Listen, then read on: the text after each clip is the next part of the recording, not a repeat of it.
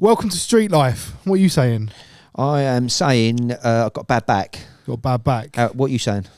I've got bad everything apparently. What's wrong with your back? I've been doing some work in the garden that I'm What lazy. For? I've got a communion happening, Poppy's communion, and I'm painting low down things, and my back is not conducive to my back. Not conducive. I think that's the word. What it's meant to be. I suppose. So I'm also carrying too much timber. You're on a bit of a diet at the moment. From what I'm seeing, I know you always go to the gym every morning, but like from what I've seen, you're more conscious of what you eat. You're more conscious about the coffee you're drinking. I've got a thing happening in a month's time. I want to lose a stone, but also I hit the scales, and when I go over a certain weight, my back starts hurting. And when I get down to a normal, it's got less weight on my back from my belly. So I need to sort my belly out. But yeah, I'm not really much of a fan of losing weight. It's pretty shit. It's hard. I just want to eat all the time. I want to eat, and when I can't eat, I think about eating. I mean, I'm not the same as that. I like eating and I eat a lot, but I think I just eat a lot of shit. I eat a lot of bread and a lot of... Well, that's the best thing, isn't it?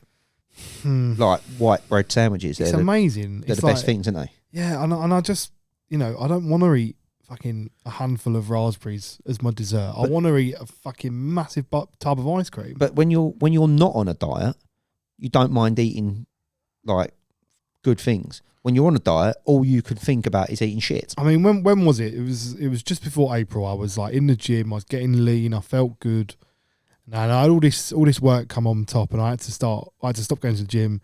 Started eating like loads more bad food, and then I went to the gym for the first time the other day on Sunday night. Sunday night, I went to the gym. I felt great when I come out, and then on Monday, I was like, okay, right, starts there, and then I had all these problems in my mouth. Could barely eat.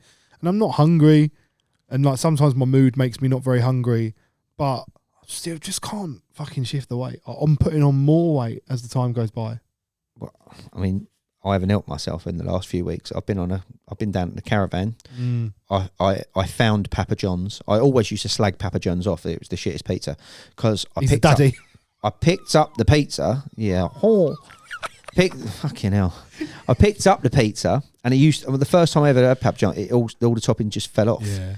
And I've obviously learned now you have to leave it to sit to solidify. Well, it's a franchise as well. Franchise. So it depends on where you go. There's one in Maida Vale. It's the worst pizza I've ever received, and the customer service is piss poor.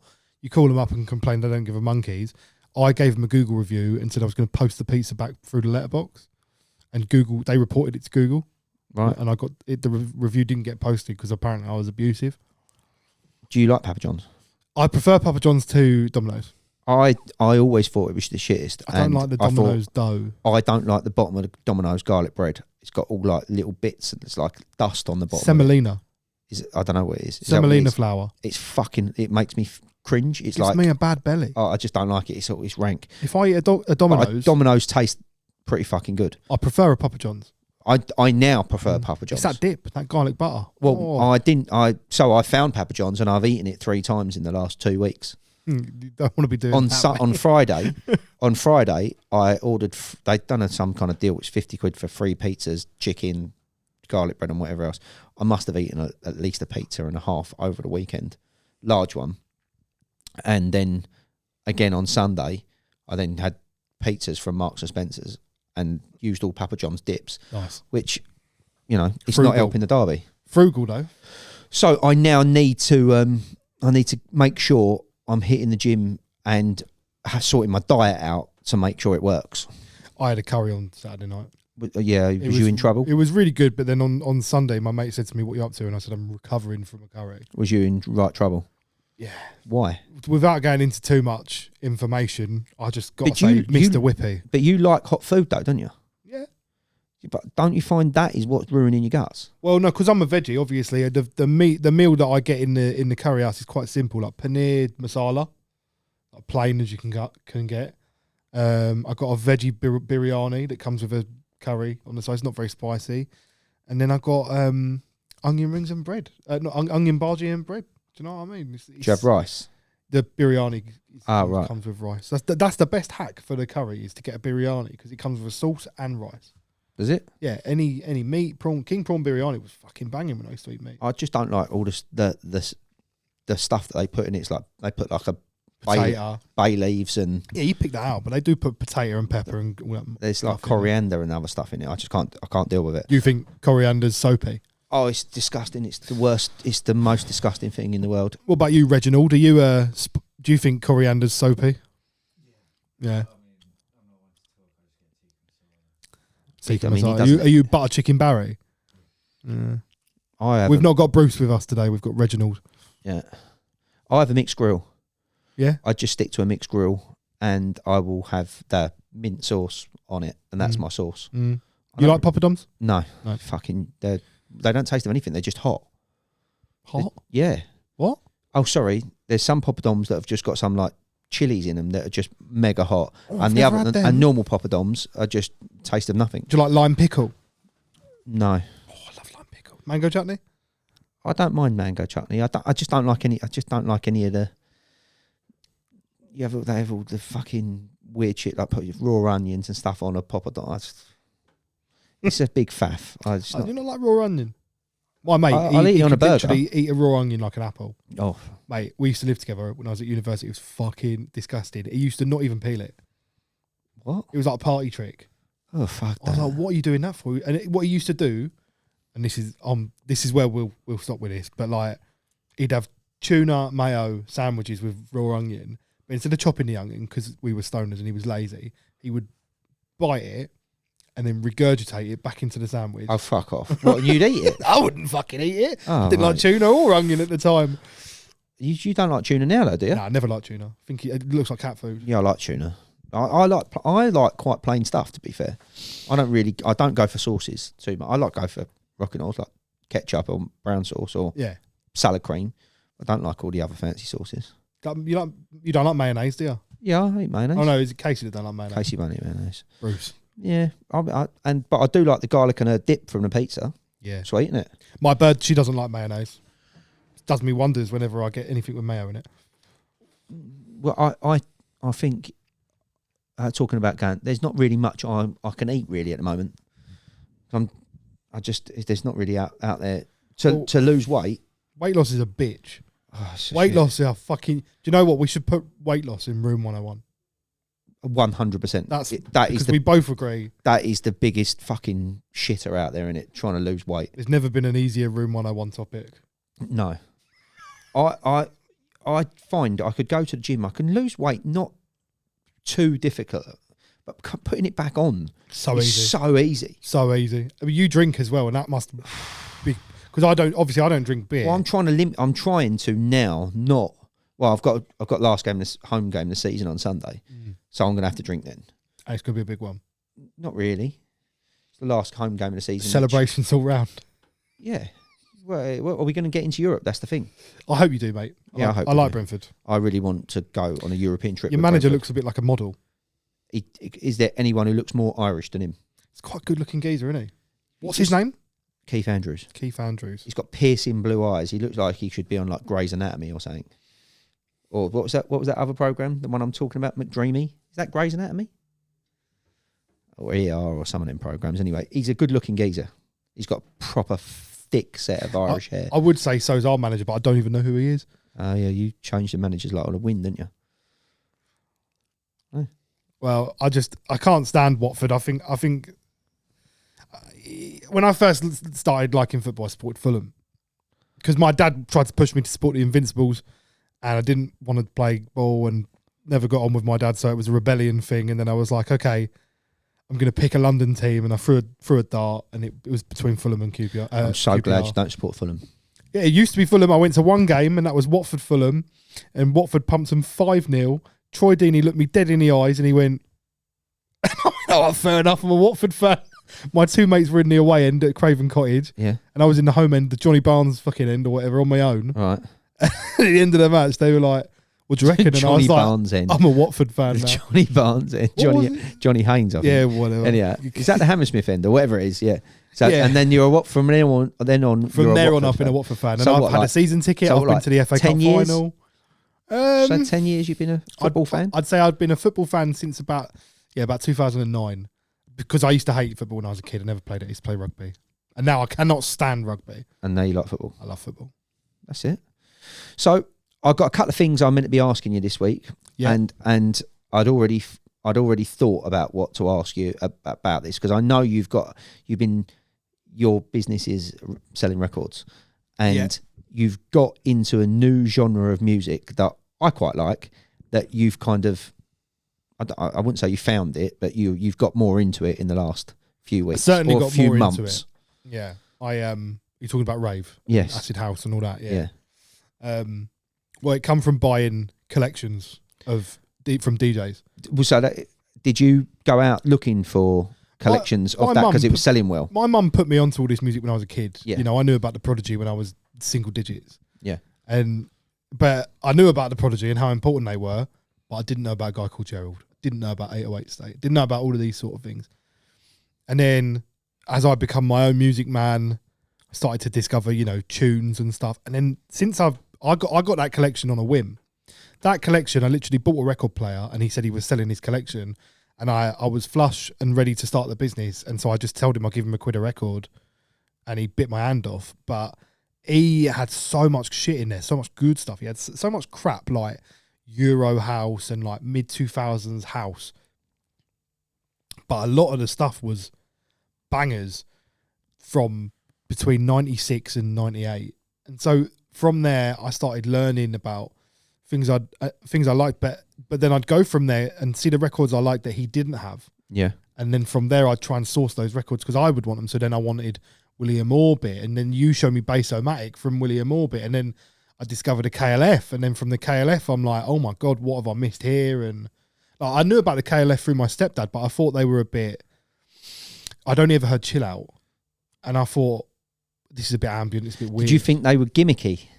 No. You didn't ever think that? Never. But then when I started listening to, I started listening to the KLF the most. And then I watched the documentary, I read the book. It's a good documentary, that, isn't it? Do you like it? I like it. I think the book I recently read was better. What was the book called? It's by a guy called John Higgs, and it's not necessarily about the KLF, but it's about why he thinks they burnt £1 million. Because everyone's got their own answer why they did it, or whatever. But he considers it part of their makeup and their allure is that they're situationists, which means that they do something not for a reaction, but they just do it. Right. And so there was a thing back in the 50s, I think, called Cabaret Voltaire, and it was very similar to that. And that What's was like, that then? it's kind of. You ever heard of Dada? No. It was a concept in the early 1900s, and it was like absurdism. Okay. So they would do weird shit, and back then when film was kind of moving into the spotlight and Metamorphosis and these sort of things were becoming topical, this was just before Monty Python. So then Monty Python's comedy is a bit of a reflection of the Dada situationist stuff. Right. So it's a bit highbrow. It becomes a bit highbrow. Right. So then you're thinking, yeah, I like KLF, and then you get into it. Right. And you're like, oh, fucking hell, they're actually like proper snobby art boys. Oh, is that right? Okay. Because they're like, yeah, we're going to burn £1 million. We've got no reason to do it, but, we'll be remembered forever. Okay.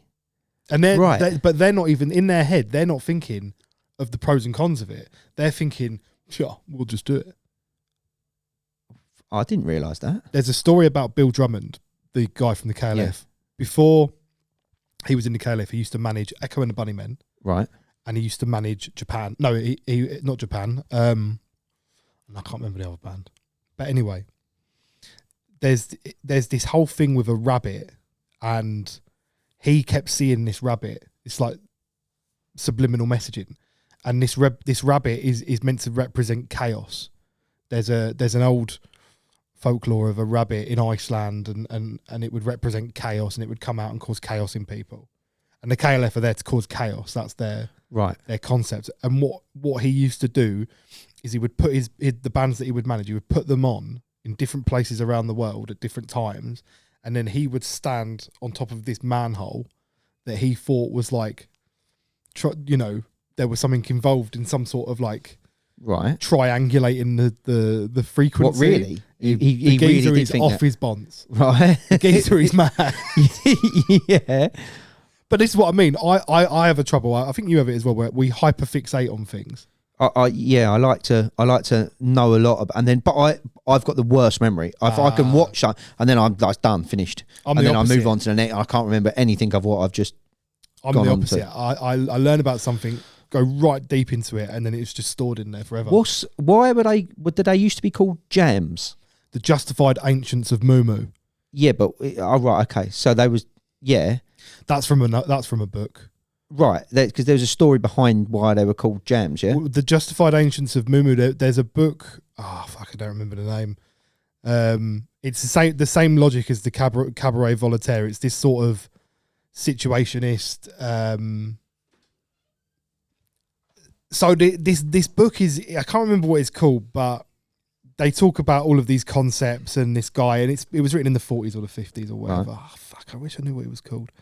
It's a massive book, and in it he talks about these justified ancients of Moo, that are this clan of people that are here to disrupt the world. okay. And so when they started, they wanted to be called the Jams because they liked the concept of we're here to cause Right. chaos, disrupt the world. Right. And then it's also a play on words, isn't it? The Jams. Yeah. And then the KLF, they don't know what it stands for. There's no definition for what it stands for. Next week I'll tell you more because I can remember it. But Have they got? I mean, they've got some kind of following, haven't they?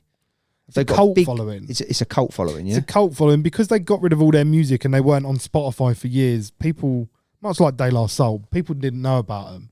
And then, you know, you there's an older generation. They mention the KLF, and then you discover, like, you know, one of the big tunes or something. And then before you know it, you're like obsessed with the rave tracks, and then you go into a deep wormhole about all the other acts that are trying to be like the KLF. So how many albums did they have? Well, they had The White Room and Chill Out were their two most successful records. Weren't the White Room like a compilation? Yeah, of all of the singles that they'd released, because they were the best-selling singles band of the 90s. Okay, right, yeah. I've got the White Room somewhere. Yeah, you've said this, but you said it's worth. It ain't worth no dough. The White Room on vinyl from before it was burnt. Yeah. You can't find a copy for less than $1.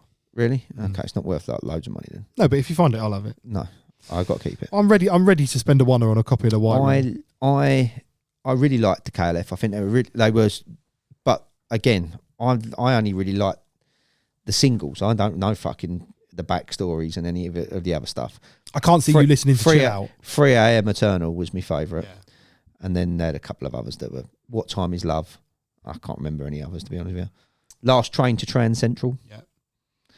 And that's all I can remember. Build a Fire.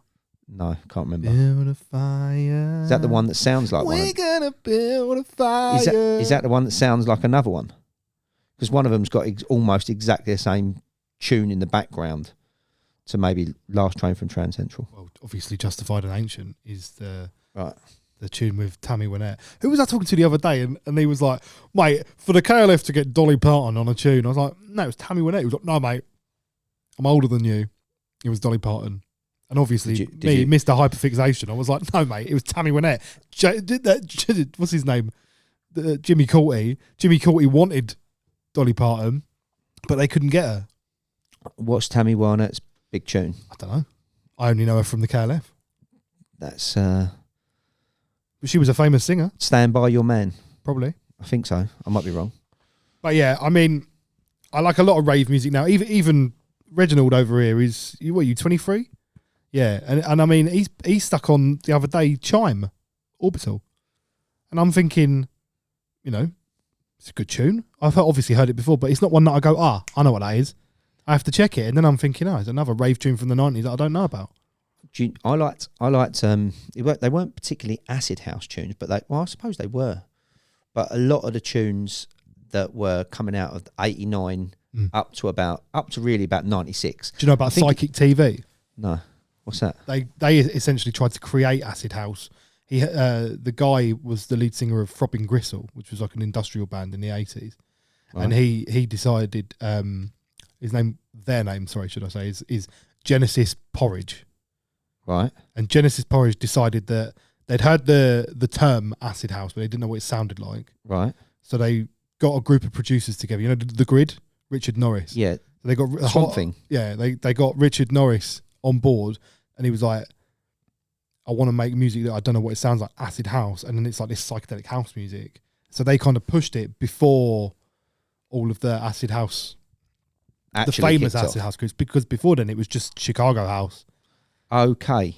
Was acid house a term all around the world, or was it just a term in England? I think it was really famous in England, but everywhere else it was kind of just like house. It was what? So like in Chicago, it wasn't called acid house. It was just because we had the England. raves. It was acid house because of acid. Because of acid, right? Okay. And because we had the raves, and at a period of time, the press were looking for a way to make the raves look like places that you shouldn't go, drug fueled raves, and so they called it acid house, so that you know when they're talking about acid house, they're talking about these drug fueled raves that teenagers are going to.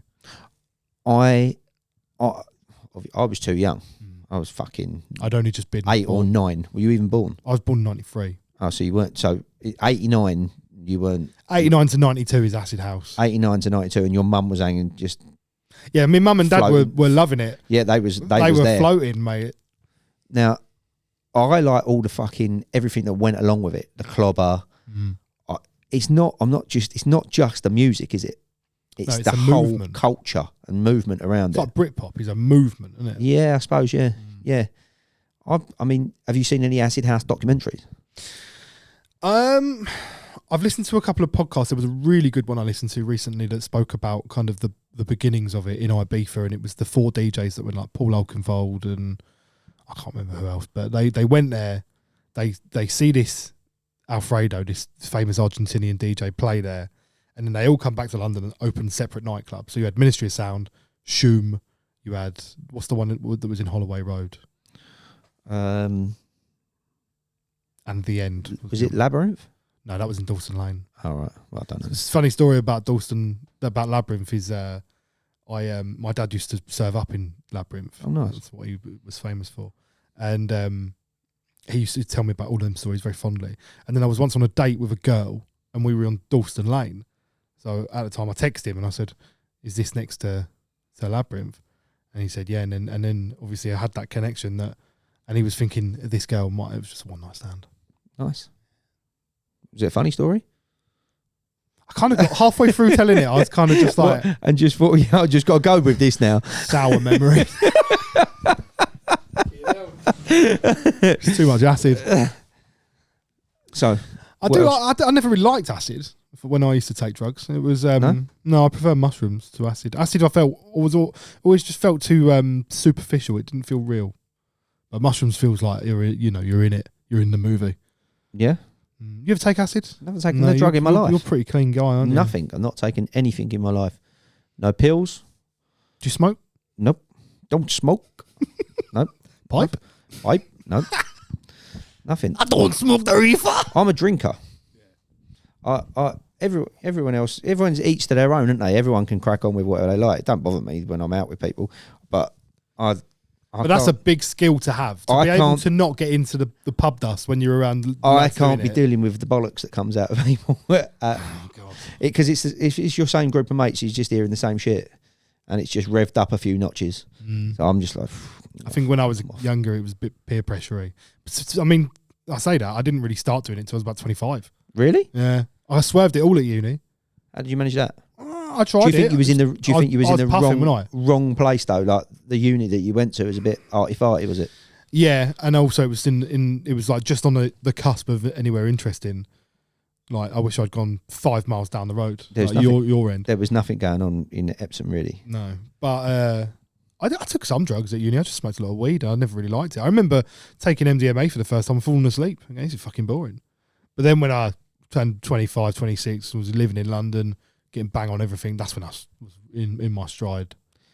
My girlfriend hates me telling like stories of old. With so much, there's a story with him where we were at your mum's funeral and we were talking about him packing the weed in, and I was saying how good he was, blah blah blah. And I say for me, it helps me to talk about how much of a head case I used to be, because then it reminds me not to do it. It doesn't. I don't reminisce. Which she said it sounds. She says it sounds painful. that you're. Does she not like the fact that you're reminiscing? She thinks it's painful. It's painful for her to be like my boyfriend in that sort of way. Like I used to. I was a mess, but I don't doubt that. But I'm pretty regulated now. So what were we talking about in terms of? We were talking about. We were meant to talk about. We're talking about acid. Acid. We were meant to talk about musical documentaries. You were talking about an Acid to House documentary. Yeah, I watched a really good one, but I'm sure it was some Scousers talking about it, and I think I sent it to you. Maybe I'll have to have a look. Where would you have sent it? On WhatsApp, or would have been an Instagram thing or a TikTok thing, and I would have just sent it to you. Fuck knows. Anyway, Sam, give us films. Films? Oh, give us whatever you want. Oh, so we got Reggie. So we he doesn't know the setup. We do 5. We blind rank 5 films, and what Bruce has been doing is with a different actor each time. You've got to have them ready. You not got it ready? They find him an actor. Go on then. They find him an actor. Go on. Go on. Think of the actor. Okay. All right. And then you've got to give us 5 films. And we've got a block. Fucking hell, fella. Have we done this before? Have you done this before? All right. I mean, I'm not very good at doing this blind ranking thing. What number pod is this for? Maybe 4, yeah. 3. Because we sacked 4. off the first one. Okay, 4. So there's this we sacked off the first one because I was a bit over the top. I had a bit too much acid that day. So we're blind ranking Samuel L. Jackson. Oh yeah. Are you going to give us the films? Well, how do we blind rank it if we got to think about them? You fucking idiot. Jesus Christ. He was so keen on getting us in here really quickly to do this as well, weren't he? Bruce is going to watch this back and be like, He's like, no, we can't use that. We can't use that. Can't use that. We can use that.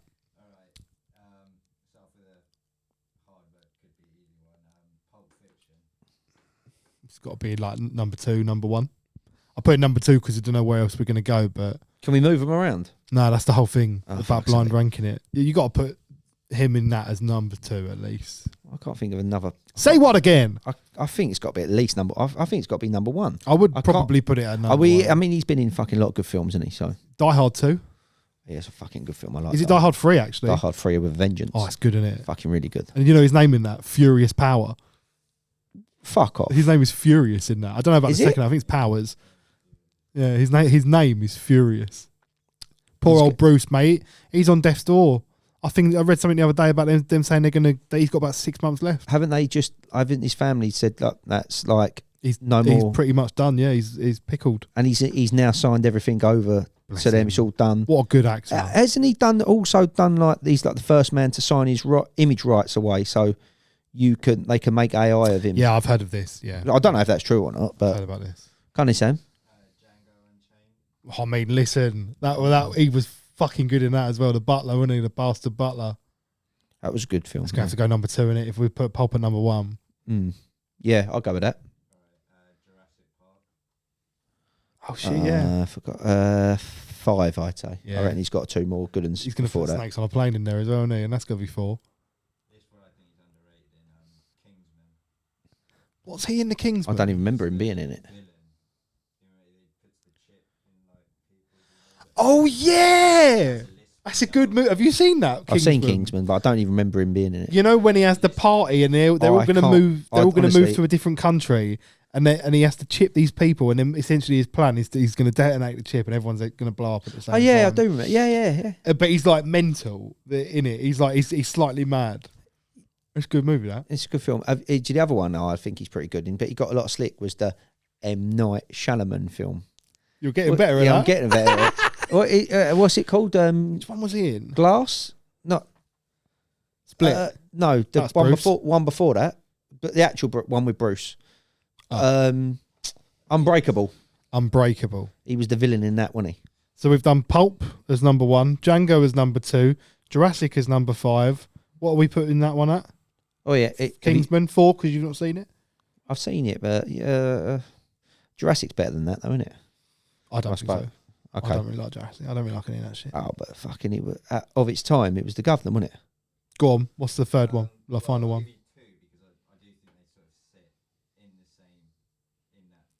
Get on with it.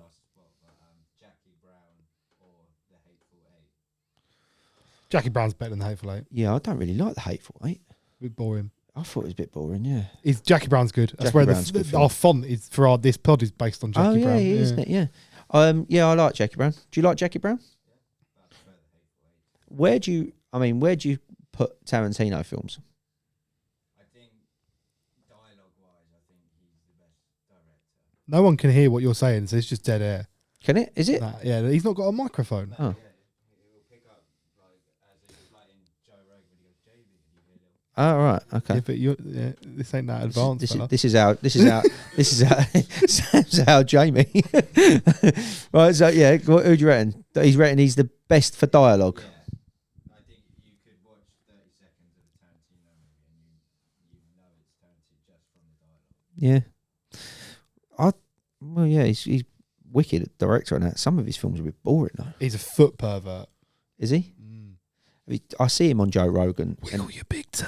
Yeah. See that? Man, I watched Kill Bill the other day. Kill Bill. Watched Kill Bill the other day to remind myself because I thought it was a banging movie. No, it's I not. thought it was boring. Oh, Man. it's boring. She said to me, "Can we watch number 2?" Can we not? Tell you what, I do think he made some wicked films, but a lot of them, I think, a few of them are boring. Just break the whole set. Tell you what, I think I've just finished What? Chernobyl.